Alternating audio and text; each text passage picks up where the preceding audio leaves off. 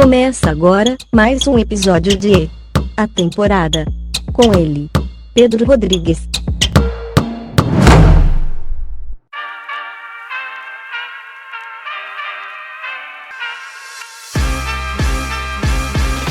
Um dos primeiros memes da internet lá em 2010, 2011, era a questão do raiz e Nutella, né? Você tem o torcedor raiz e você tem o torcedor Nutella, né? Uma coisa é você acompanhar a NBA. Acaba a temporada, você tem draft, você tem Summer League, você tem época de free agency, é camisa nova, é só boa notícia, trocas e não sei o quê. Agora, o torcedor de verdade mesmo tem que aturar se vai ter campeonato, quantos times vão ter, questão salarial, isso sim é um torcedor raiz.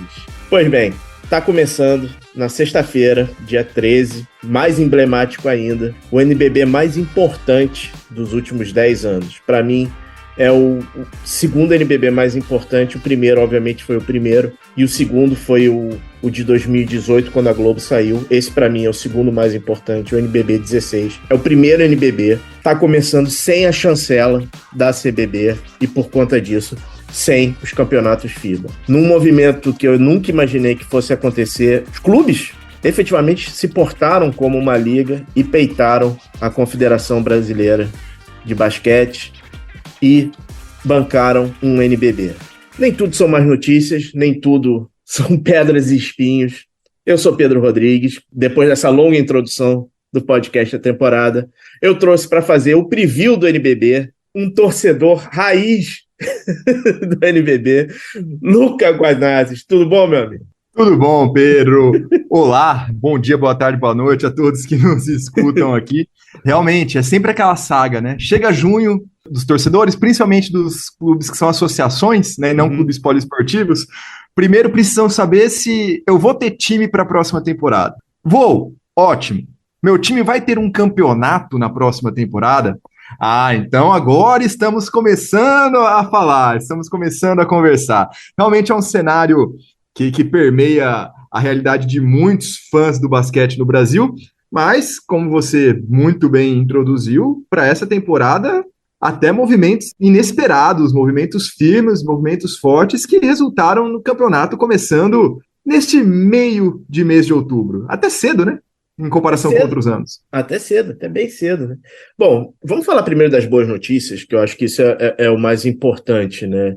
Eu acho que a primeira grande notícia do NBB é a volta da Caixa. Eu acho que o NBB voltar a ter o patrocinador master, e principalmente o patrocinador master dos melhores tempos do NBB, foi realmente um movimento inacreditável, né? Isso daí veio de lugar nenhum, né? Eu não escutei nada. Você escutou alguma coisa ou realmente foi no susto para você e para todo mundo, cara? Eu escutei um burburinho no começo da temporada, mas antes da temporada começar, na verdade, mas ainda muito incipiente, muito fraco esse burburinho, esse rumor. Quando a LBF anunciou o retorno da Caixa, a Liga de Basquete Feminino anunciou o retorno da Caixa, os envolvidos no basquete masculino enxergaram até, e aí já a informação de bastidor, a meu ver, com uma certa surpresa até aquele anúncio. Não sei se por, desconhecerem a negociação, ou 2, conhecerem tanto a ponto de acharem que o anúncio ia ser simultâneo. Só um parênteses rápido. Claro. Quando você fala os poderes do basquete, foram os dois lados. Foi tanto a CBB Sim. quanto a Liga Nacional. Eles ficaram surpresos com a LBF assinarem com a Caixa. Desculpa. Mas aí, quando a LBF anunciou o acordo com a Caixa, logo ficou muito nítida que existia um papo mais forte para voltar também ao NBB, e não à toa, pouquíssimas semanas depois, coisa de 2, 3 semanas depois, já houve o anúncio do retorno da Caixa para o NBB. Se por um lado é até um pouco triste e preocupante que a Liga não tenha conseguido um novo patrocinador desde a saída da Caixa, teve pandemia, teve tudo isso, troca de gestão e papapá, a gente sabe toda essa história, mas foram 4 anos sem um patrocinador master. Por outro lado, voltou o melhor de todos na história do basquete brasileiro recente. Então não deixa de ser uma boa notícia, desde que haja uma movimentação para que a curva continue crescente. Né, que não se sente em cima da caixa e fique, bom, voltamos, estamos bem de novo. Mas sim, é uma grande notícia. Não, acho que é a maior notícia para o NBB, porque deu músculo para o NBB, e eu acho que isso ajudou, inclusive, na grande decisão que foi bancar o NBB, né? Eu acho que naqueles confusos meses de junho, julho e agosto, eu até escrevi isso na época, saiu uma nota da Liga Nacional do Basquete com todos os clubes assinando. Eu nunca imaginei que fosse ver isso, mas tá lá, né, cara? Então, assim, foi uma demonstração de força, né? Foi, de fato. É bem verdade que os clubes aproveitaram o assédio, as investidas da CBB para cobrarem as suas demandas da Liga, naquele sentido, ó, estão me oferecendo isso aqui, que eu sempre pedi, você não vai bancar? Com a chegada da Caixa, isso foi possível em boa parte das demandas. Uhum. Então, os clubes foram atendidos em algumas exigências pela Liga Nacional de Basquete, o que também colaborou muito para essa permanência de todo mundo no NBB. Inclusive, no final das contas, claro, a Liga, os clubes venceram essa batalha contra a CBB, mas a guerra ainda deve seguir aí por alguns anos, mas é até curioso como o fato dessa investida da CBB acabou melhorando o próprio NBB no final das contas. Uma coisa é certa. Concorrência, né? Exato, né? Exato. O NBB, ele entrou ele estava numa linha reta, ele estava flat. O NBB, ele virou um sorvete de creme, assim. Ele existia, estava lá e ele continuou o mesmo durante muito tempo. O que eu acredito, eu espero que a Liga entenda isso e eu espero que com esse músculo de dinheiro ele consiga fazer o NBB não pode errar. O NBB não pode errar em comunicação, o NBB não pode errar em divulgação, o NBB tem que mostrar que está vivo. O NBB tem que mostrar que tá aí, não sei o quê. O cenário hoje para o basquete, quando a gente tem as últimas temporadas do The Office são péssimas, mas tem uma frase do Ed Helms que no último episódio que eu acho sensacional. Os bons tempos? Exatamente, dos bons tempos, né? A coisa ruim dos bons tempos é que você não sabe que você está vivendo isso. A gente não sabia que estava vivendo os bons tempos do NBB em 2014, 2015, 2016. E isso a gente estava falando de Jogo das Estrelas no Ibirapuera, era 4, 5 times, você tinha lá Provítola no Flamengo, você tinha o Mogi do Paco, você tinha o Bauru, um timaço, você tinha Paulistano com os meninos vindo, tinha Pinheiros com Holloway. Então, assim, a gente não sabia que estava vivendo o auge do NBB ali. A gente caía na pau, mas eu acho que o NBB tem que almejar voltar aquilo ali. Não é o mesmo cenário, o Brasil mudou, a molecada hoje não se importa com o NBB. Tem que voltar a se importar com o NBB. Vai ser difícil? Vai ser muito difícil, porque a NBA é uma sombra gigantesca. Aí eu vou trazer a responsabilidade pra gente, Lucas. O que a gente pode fazer para ajudar o NBB nesse momento tão caótico, cara? Olha, Pedro, eu acho que até essa questão da parte da imprensa, principalmente a imprensa independente, né, porque a imprensa tradicional, os grandes veículos acabam não dando tanto peso assim para o NBB, e aí a gente vai sempre estar naquela discussão do que vem primeiro, o ovo ou a galinha, né? Se eles não dão atenção porque não dá audiência, não dá audiência porque eles não dão atenção, né? Tem sempre esse ponto. Mas eu acho que essa cobertura crítica que sempre existiu nos últimos anos, por mais que o alcance não saia tanto da bolha do basquete nacional, mas eu acho que é fundamental porque a gente já viu reverberações de coberturas e de análises nossas nos rumos, ditando parte dos rumos do basquete brasileiro, pelo menos jogando luz em aspectos que não eram vistos. Então, eu acho que da nossa parte, apontar que o retorno da Caixa é muito bom, claro. Apontar que ter 19 times, em tese, é muito legal? Sim, mas não ficar cego com isso também. Não cair no oba-oba, deixar o oba-oba para o público. Para quem a Liga conseguir cativar de gente nova para esse NBB. Porque isso é, de fato, fundamental. Eu acho que é o que está dentro até da nossa possibilidade. Porque não dá para a gente viver de basquete nacional. A imprensa independente de basquete não vive. Eu citei vários nomes há pouco que não cobrem mais. Porque não dá dinheiro. Você não consegue sobreviver só cobrindo basquete nacional. Eu tenho outro emprego. Você tem outro emprego. Assim, quer dizer, a gente tem um emprego. Né? E aí a gente cobre o basquete nacional também. É meio isso, porque É o que está dentro da nossa possibilidade hoje. Concordo contigo, e aí, de novo, eu reforço na questão da divulgação, né? Tirando o futebol, qual campeonato nesse país tem Botafogo, Vasco, São Paulo, Corinthians e Flamengo? Então, assim, tá na hora, tá na hora do NBB capitalizar isso aí, né? Fortaleza Sim, também.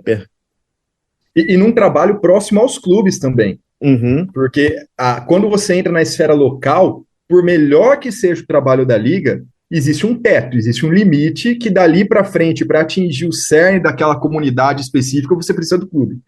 Então, ainda mais em clubes de massa que tem o futebol como grande atrativo principal, digamos assim, é preciso um trabalho mais específico, porque é muito fácil. Fácil não, pelo amor de Deus, também não é isso. Mas vamos lá. Para você pegar uma cidade como Bauru, poxa, o calendário do Bauru Basquete do Noroeste nem se conversa muito. Então dá para acompanhar os dois muito bem. Fora que é uma cidade do interior, não tem tantos atrativos. Quando você vai para Caxias do Sul, Santa Cruz, Pato Branco, etc., isso atingir a comunidade é um pouco mais acessível, né? Porque é uma comunidade já mais carente também. E carente de entretenimento, de eventos do seu lado. Nas grandes capitais, não. E é onde o NBB, a meu ver, sempre pecou. A baixa penetração em São Paulo, no Rio de Janeiro, em Minas Gerais, e é algo que, além de ser onde está mais gente, no final das contas, ter 10% de São Paulo, numericamente falando, vale mais do que você ter 10 francas, não se conversa sobre o NBB no dia a dia. Então, tem que fazer um pouco, mostrar que o NBB de fato existe. Existe, é bom. Nesse ponto que você falou que não pode errar, eu concordo em gênero, número e grau. Principalmente nas grandes cidades. Dois trabalhos sobre divulgação de clube que eu acho que vale a pena falar, além desses do Caxias, não sei o quê. Trabalho da Unifacisa, é um trabalho fantástico. Ótimo. E um trabalho de clube de camisa, São Paulo. Trabalho do São Paulo. Vamos jogar no Morumbi, vai ser desse jeito, vai ter isso, não sei o quê. O ingresso é de graça? Mas tá cheio, tem sempre gente, não sei o quê. Eu acho impressionante o Flamengo e o Corinthians não conseguirem fazer isso, mesmo depois de tanto tempo, Flamengo especialmente. Mas acho que são dois trabalhos que a Liga deveria usar como case, como exemplo. E o São Paulo ainda bate no peito e passa por cima de algumas coisas da própria Liga, né? Não pode a festa na arquibancada com XYZ. Não, vai lá e faz. A gente paga. Vai lá e faz, a gente paga. Pronto. E depois, sabe? É isso, sabe? Então eu acho que é muito legal, de fato. O Corinthians, o Vlamir, a única vez que eu vi o Vlamir mais cheio por causa do basquete foi na final da Sul-Americana. E mesmo assim, não tava... Não, perdeu. Mas aí tudo bem, é do jogo. Mas não tava abarrotado também, né? Então, cara, a gente não vê... Eu comparo muito o público, o Vlamir, do basquete com o futsal. Não precisa nem com o futebol, é uma diferença gritante já. Corinthians, rapidamente, existe um jogo específico que foi o momento que o projeto do Corinthians realmente começou a cair. Eu nunca mais vou esquecer disso. Foi um Flamengo e Corinthians, em janeiro. Tinham 5 mil pessoas no Vlamir e o Flamengo meteu 100 pontos no Corinthians. O Flamengo decidiu verdade.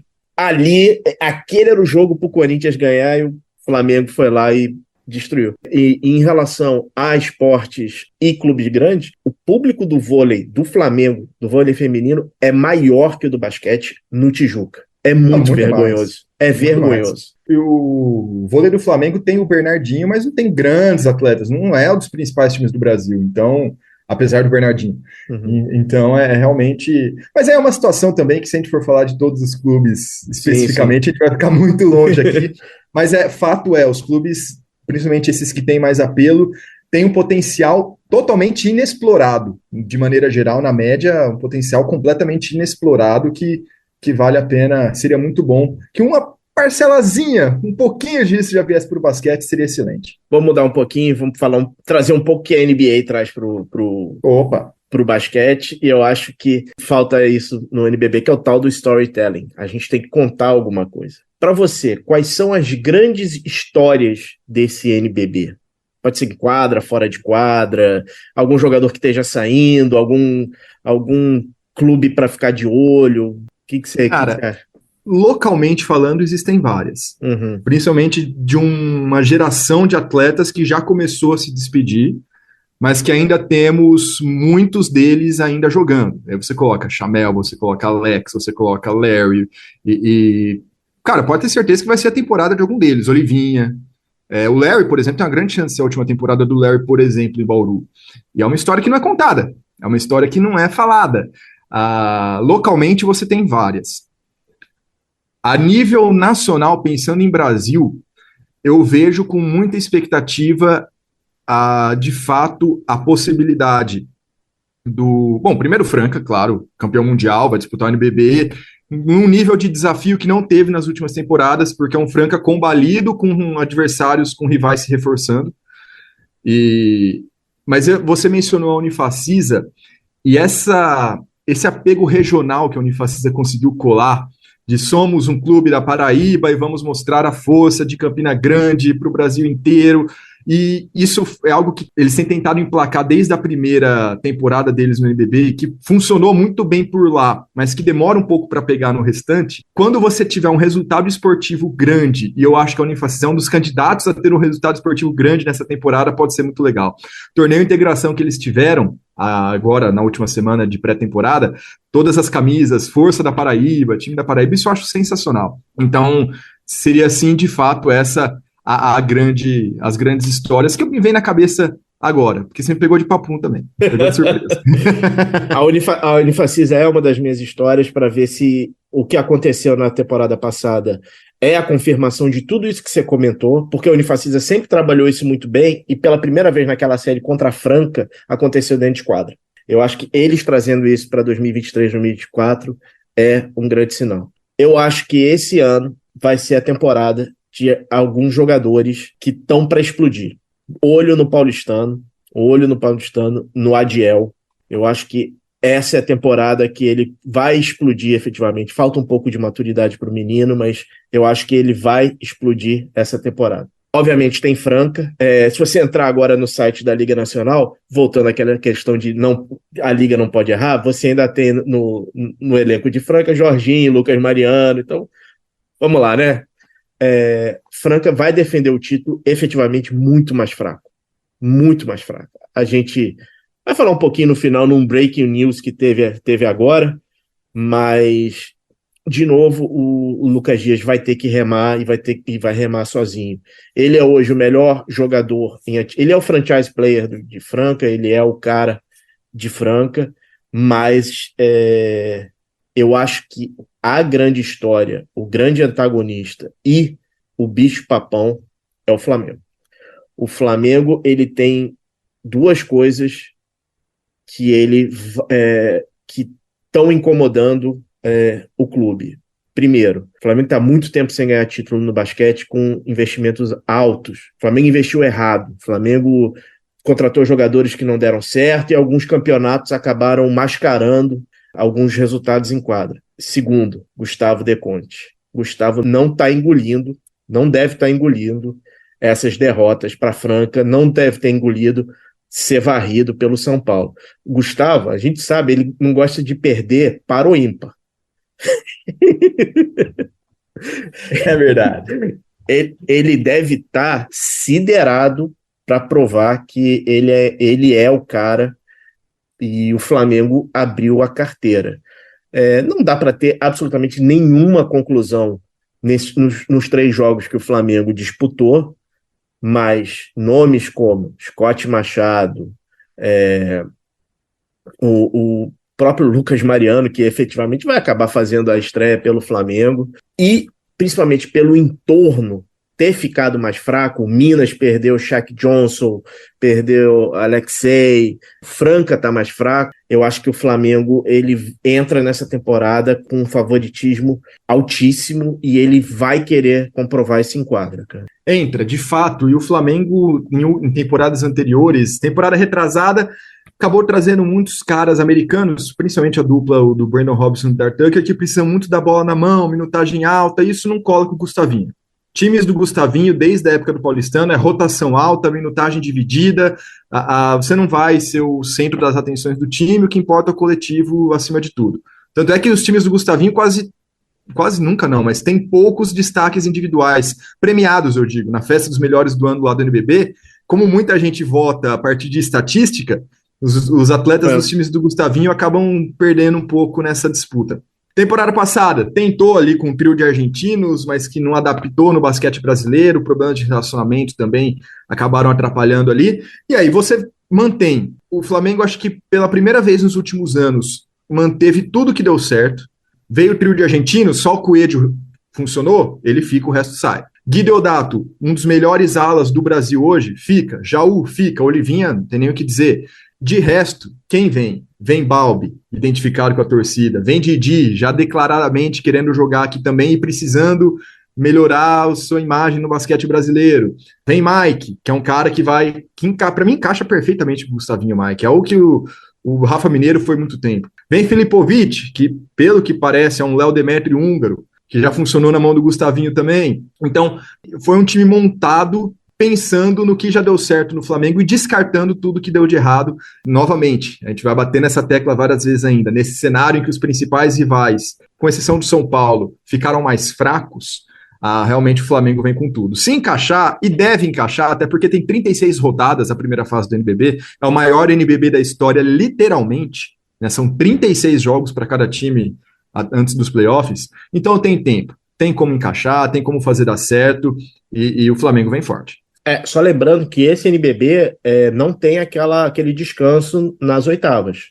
Não tem. Não tem. Então, assim, é primeiro com oitavo, vai ser como é na NBA, né? Então, só que é contra o 16º. É o que se cogita na NBA, inclusive, hoje em dia. Né? Exato. Existem discussões para isso. Exato. Acabar com conferência e vai embora. É mais ou menos como o play-in, né? Tem algum time aqui que te chama a atenção positivamente nesse NBB? Eu gosto muito além desses óbvios. A Unifacisa se reforçou.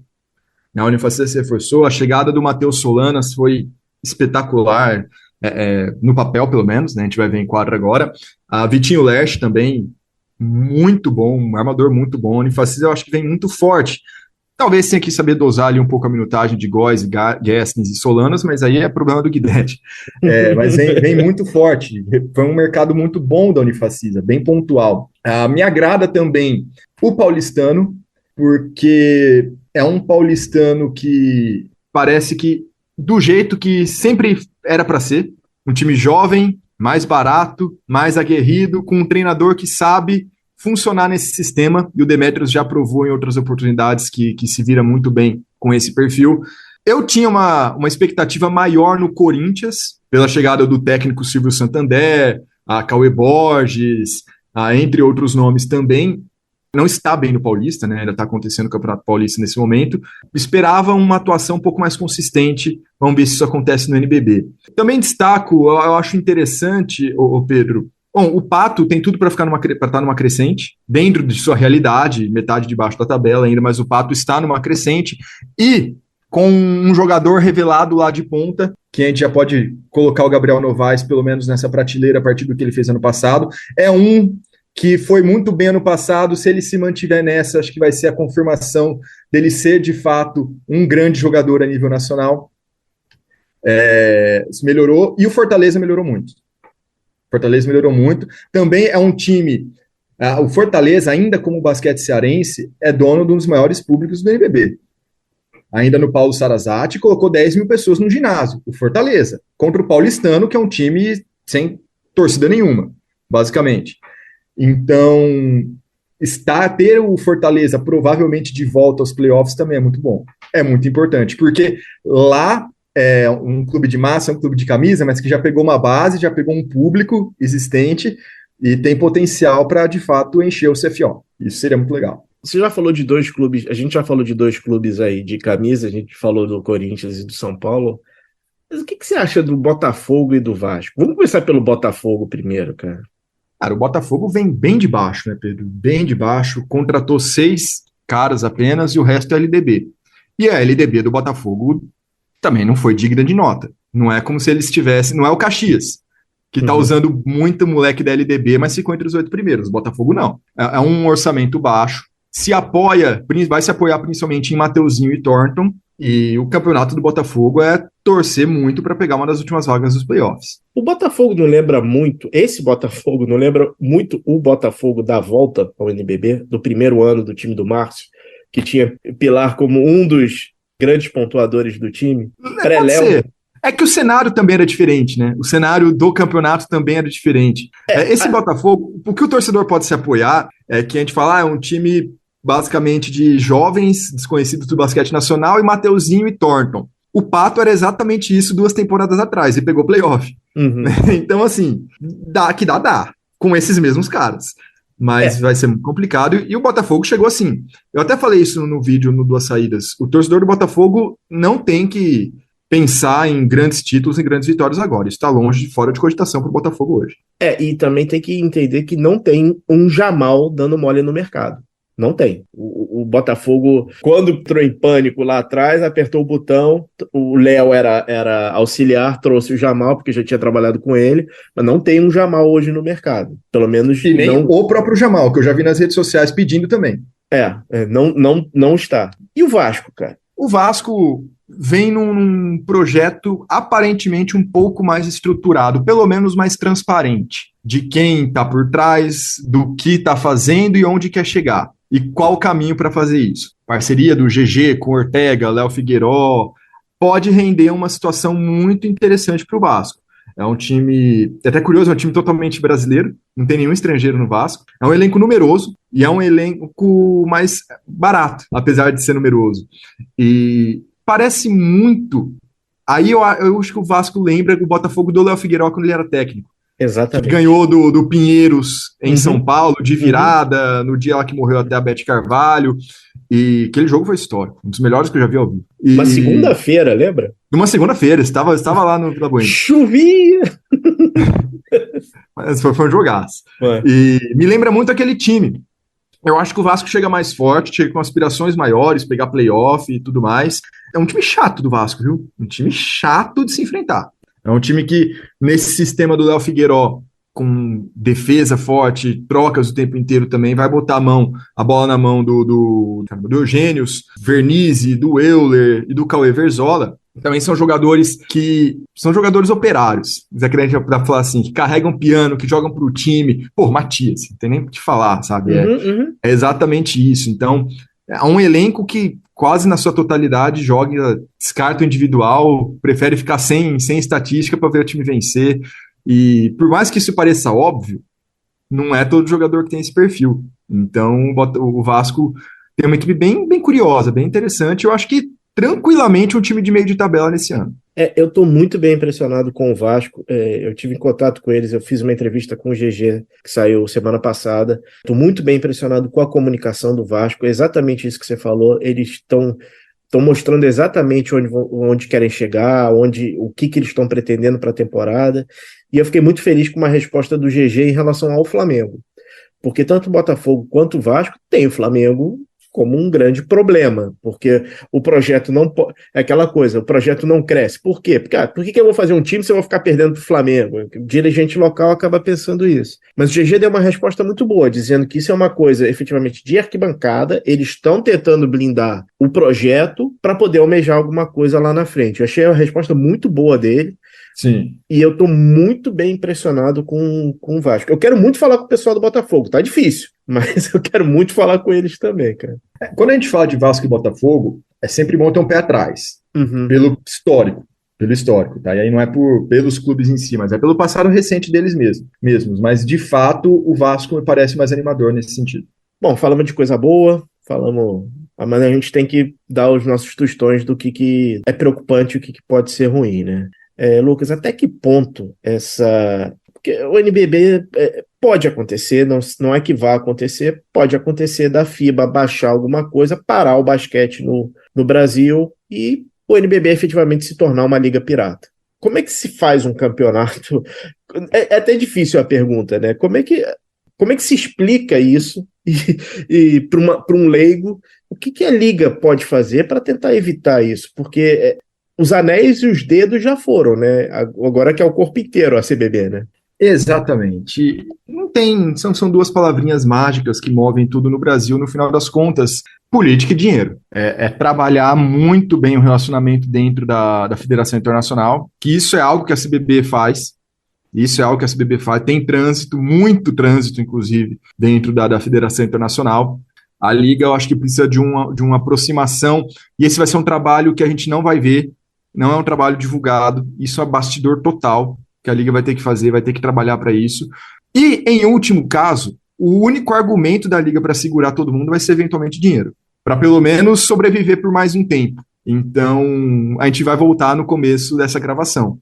Não pode errar, não pode errar. Tem que estar com um público crescente, porque ainda hoje, mesmo com o NBB flat, com pandemia, a seleção com resultados ruins num passado recente, em comparação a 2012, quando começou essa investida da CBB, houve um estranhamento muito grande por parte do público médio do basquete nacional, porque o NBB está no imaginário da bolha basqueteira no Brasil.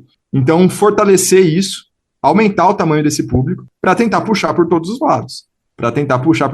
É política, é dinheiro, em último caso, público, mas essa eu acho que é um elo mais fraco. É inevitável, se acontecer, de fato, o NBB ficar um piratão, nesse cenário que você disse, a Liga ter perdas. É inevitável. Mas é um cenário que, como a gente sabe que não vai acontecer agora, se acontecer vai ser mais para o final da temporada, ou na intertemporada, é o tempo do NBB se fortalecer o máximo que dá. Fica até difícil fazer uma previsão sem saber exatamente quais vão ser as condições de Liga e CBB daqui a um ano. Você não acha que um dos fiéis da balança pode ser a BCLA? Pelo seguinte, aquela nota da Confederação Argentina foi forte. Só contextualizando, a Confederação Argentina lançou uma nota pedindo praticamente a volta dos clubes brasileiros porque a Sul-Americana acabou. É um torneio completo, era um torneio esvaziado, sem os clubes brasileiros, acabou. Não existe interesse pela Sul-Americana. Você acha que a BCLA pode ser um fiel da balança, cara? Pode, só que isso a curto prazo. Porque ainda não foram, na data da gravação, não foram definidos se teremos clubes brasileiros e se sim, quais disputarão.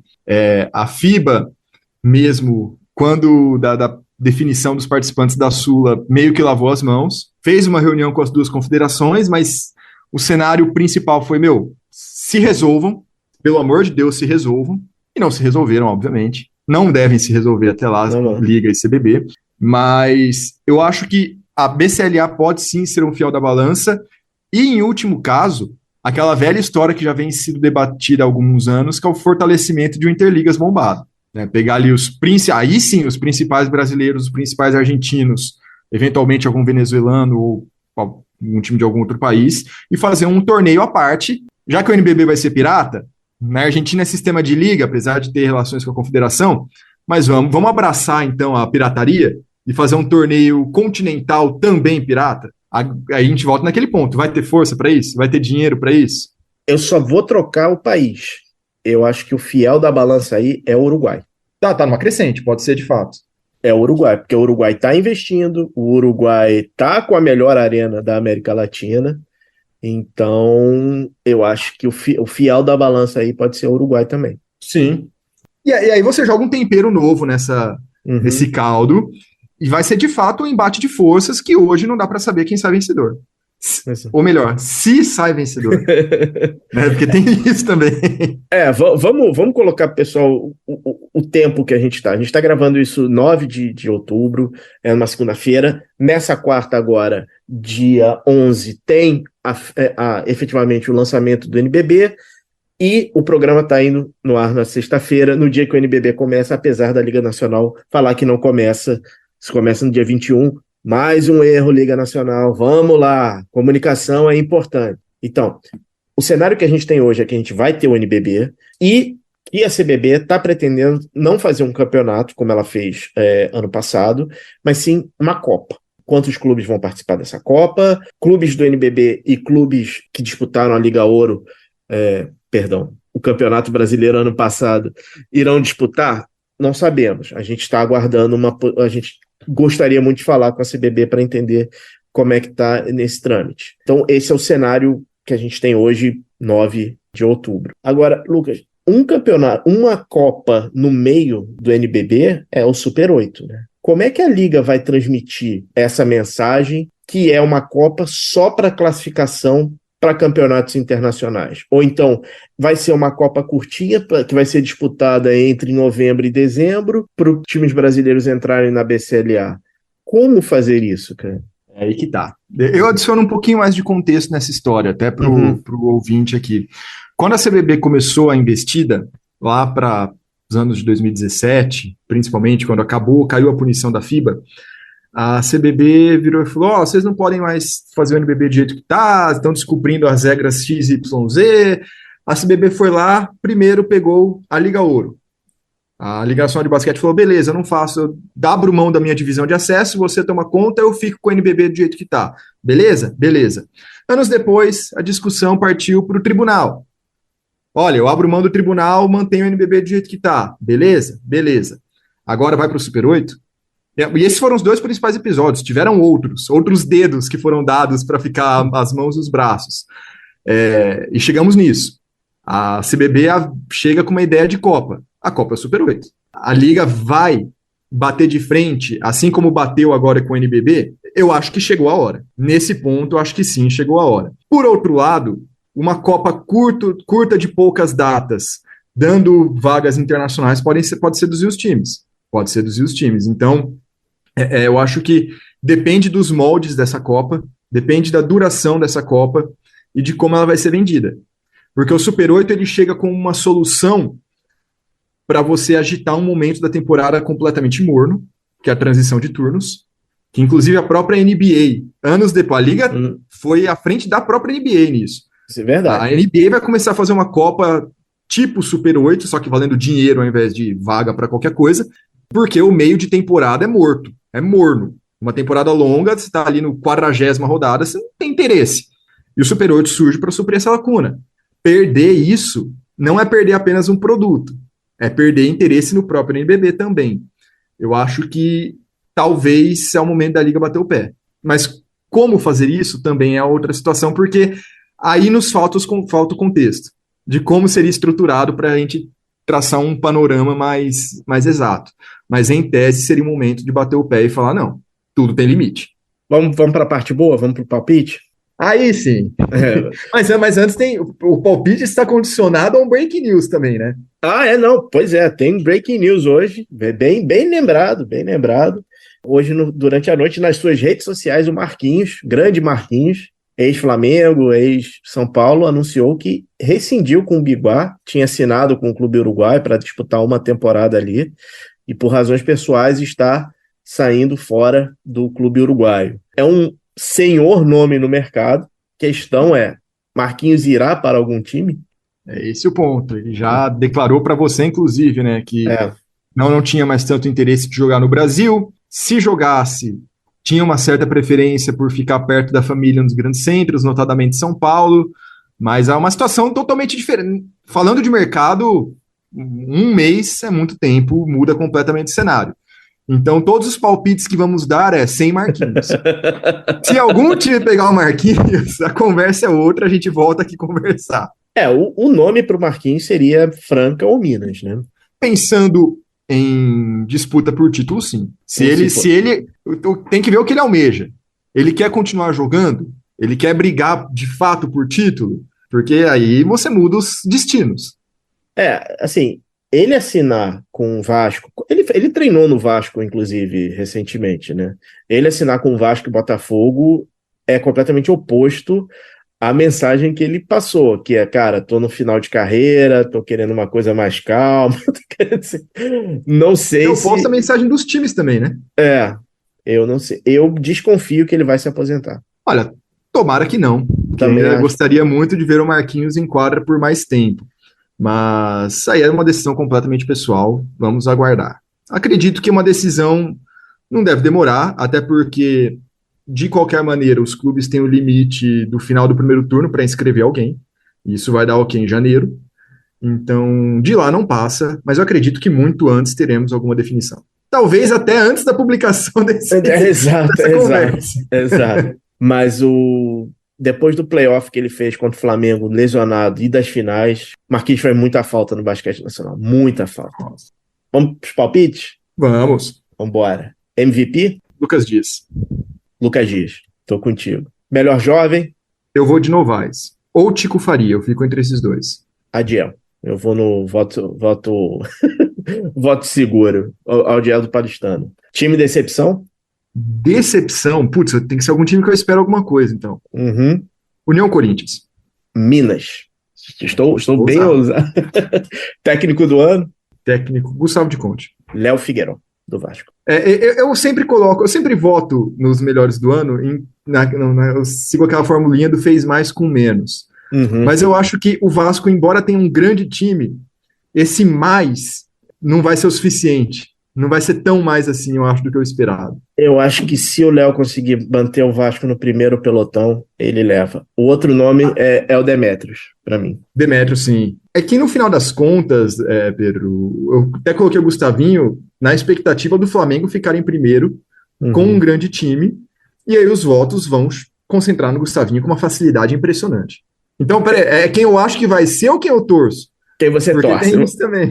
Quem você torce? Vamos lá. Ah, porque tem isso também. Uhum. Não, porque eu acho que vai cair no colo do Gustavinho isso, não que não seja merecido, mas me parece muito mais natural do que algum outro técnico que, de fato, consiga tirar leite de pedra. E aí eu gosto muito do Demetrios. E aí, nesse ponto, eu vejo potencial no Demetrios. Esse palpite é meio complicado, mas vou tentar explicar. Que é o palpite salva-vidas, que é aquele time que você quer dar uma ajuda, que você quer dar uma... Fala assim, cara, vem comigo, eu vou te ajudar. Eu vou dar meu voto, tá? Brasília. Cara, o problema do Brasília é que ele já foi o meu voto salva-vidas. Uhum. E ele não se salvou. Uhum. E eu não sei se eu estou disposto a dar o meu prêmio salva-vidas de novo para o Brasília, nesse sentido. Então, tem um pouco disso. Uhum. Tem um pouco disso. Eu iria, cara. Nossa, esse prêmio é cabuloso, hein? Olha, muito embora tenham cenários parecidos com o Brasília em termos de decepções administrativas, eu iria com o Mogi. Do tipo, pelo amor de Deus, não vamos acabar de novo. Vamos lá. Cara, o Mogi é o meu próximo palpite, que seria a volta, é o comeback, né? Eu acho que o Mogi, ele vai ser o Chamel. Ele quer voltar.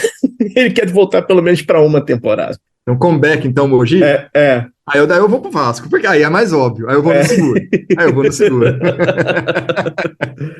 Campeão da NBB?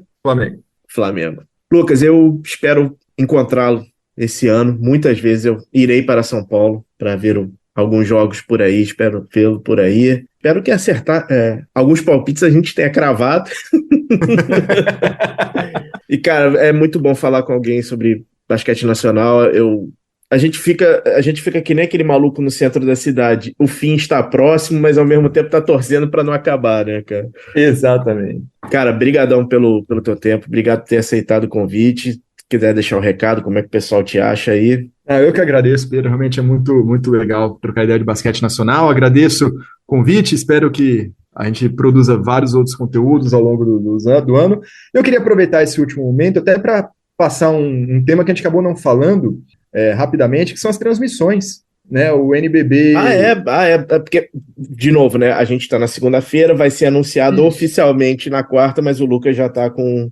É que já foi nas redes sociais, né? Eles já colocaram também. Então, o NBB, eu vou até pegar a listinha aqui. Nesta temporada, ele manteve quase todos os canais de transmissão do ano passado, que são as redes sociais do próprio NBB, YouTube, TikTok e outros que porventura surgirem, ESPN, Star Plus e o Sport TV em TV fechada e streaming, TV Cultura nos canais abertos e a adição anunciada horas antes da gravação desta conversa do canal GOAT, que é um canal novo de transmissões esportivas, chega para brigar, acho que notadamente, principalmente com Cazé TV e afins, focando muito, por enquanto, em esporte, em futebol internacional. É um canal que tem o Antônio Tabet por trás. É o grupo do Porta, né? É o grupo do Porta. É o que a parte de jornalismo é o My News e a parte de esporte é o GOAT.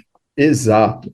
Então é um player forte, é um player que está crescendo muito nos últimos anos e que quer abocanhar esse setor do mercado esportivo e que tem um público muito grande já de futebol internacional que o NBB pode acabar sendo mostrado para mais gente. E aí eu acho sim muito legal. Isso eu achei bem interessante.